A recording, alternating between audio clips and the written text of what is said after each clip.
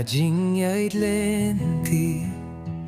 Jong ka jingim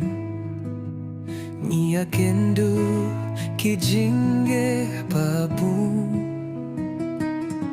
Soitan uyale kumunong shung To ay boryanga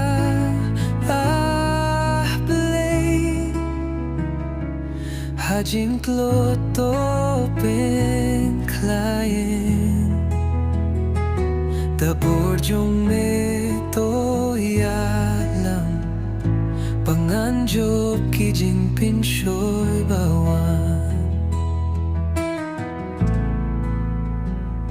Hajing yay lenti Bun kijing Da ka borjong me Traito yalam Banjo pia ka borjong uboma Haba jingi kiwan hanga Ka borjong menga don kam atray bapa Wat no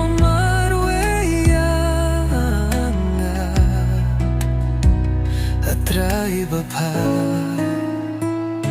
Tu ay boryanga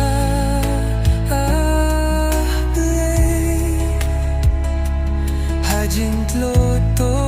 pen klarin Da borjong me to yalam Panganjob kijing pinshoy bawan Ngatip siya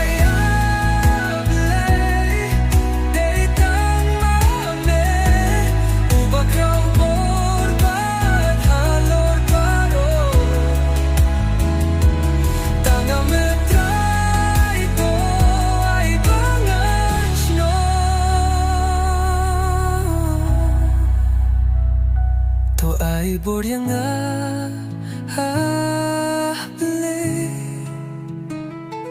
Hajing tloto pen klain Da borjong